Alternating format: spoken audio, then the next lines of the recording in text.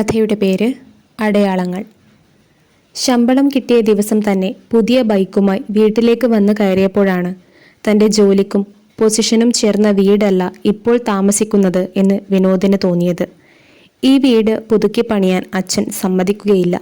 പുതിയൊരു വീടെടുക്കാനാണെങ്കിൽ അത്രയും പണം കയ്യിലില്ലതാനും. എന്നാലും പുതിയ പെയിൻ്റൊക്കെ ഒന്നടിച്ചാൽ അതിൻ്റെ മട്ടാകെ ഒന്ന് മാറും എന്ന് വിനോദിന് തോന്നി. വീടിൻ്റെ ഉമ്മറത്ത് തന്നെ പഴയ ഒരു തോർത്തുമുണ്ടെടുത്ത് അച്ഛൻ ഇരിക്കുന്നു. പലതവണ മറിച്ചു നോക്കിയത് എന്ന് തോന്നിപ്പിക്കുന്ന വർത്തമാനപത്രം അരികിൽ തന്നെയുണ്ട്. അച്ഛൻ അകത്തെങ്ങാൻ പോയിരുന്നൂടെ?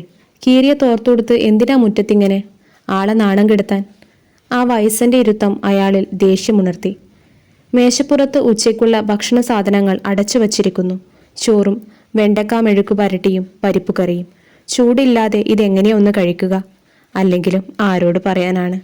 ഇതുതന്നെ ഉണ്ടാക്കി വെച്ചത് അച്ഛനെ നോക്കാനെത്തുന്ന ലക്ഷ്മിയാണ്. തൻ്റെ കുട്ടികളുടെ കാര്യവും അച്ഛന് വേണ്ട സഹായങ്ങളും ചെയ്ത് അയാളുടെ മകന് വേണ്ട ഭക്ഷണവും ഉണ്ടാക്കിയത് തന്നെ വലിയ കാര്യമാണ്. വിനോദ് കൈ കഴുകി ഭക്ഷണം കഴിക്കാൻ ഇരുന്നു.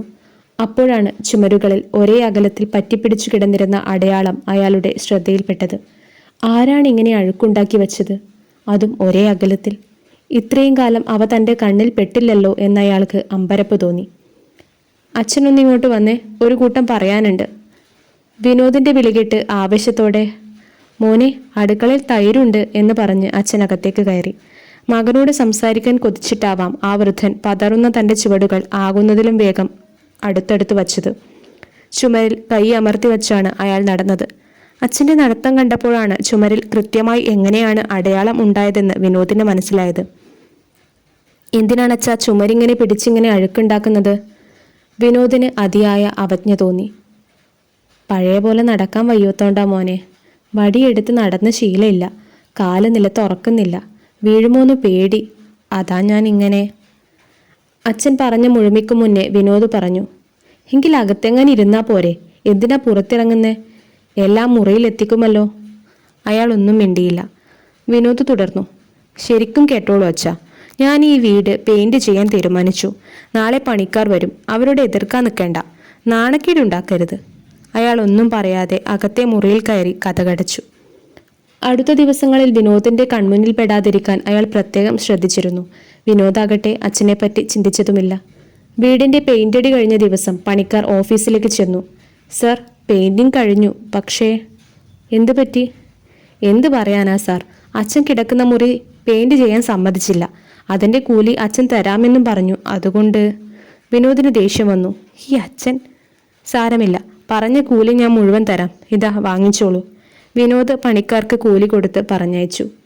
വീട്ടിലെത്തിയപ്പോൾ അച്ഛൻ്റെ മുറി അടഞ്ഞു കിടക്കുകയാണ്. അച്ഛൻ അതിനകത്തായിരിക്കണം. ഏതായാലും ഇന്ന് കാട്ടിക്കുട്ടിയ കാര്യങ്ങൾ ചോദിക്കാതെ വിടാൻ നിവൃത്തിയില്ല.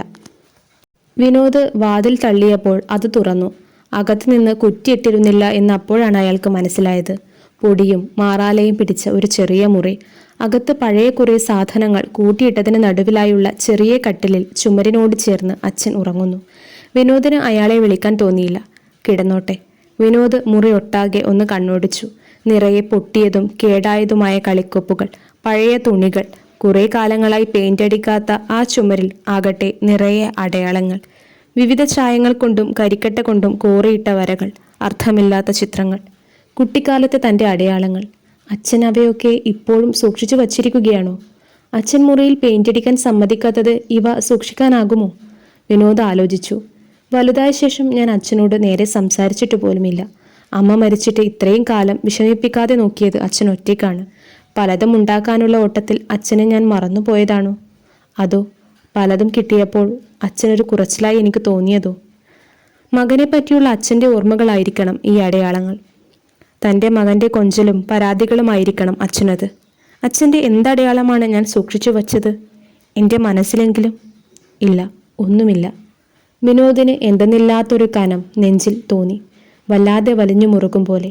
അത് ഹൃദയത്തെ പലതായി മുറിക്കും മുന്നേ അച്ഛനോട് മിണ്ടാൻ തോന്നി. മോനെ എന്ന വിളി കേൾക്കാൻ തോന്നി വിനോദിന്. അച്ഛാ. മറുപടിയില്ല. എൻ്റെ അച്ഛ ഒന്ന് എണീക്കൂ. ഇല്ല, അനക്കമില്ല. ആ വയസ്സൻ ഗർഭത്തിൽ സ്വസ്ഥനായി ഉറങ്ങുന്ന ഒരു കുഞ്ഞിൻ്റെ ഇളമയോടെ കൈകാലുകൾ ചുരുട്ടി വെച്ച് ഉറങ്ങുന്നു, തൻ്റെ അവസാനത്തെ അടയാളവും മായ്ച്ചു കളഞ്ഞുകൊണ്ട്.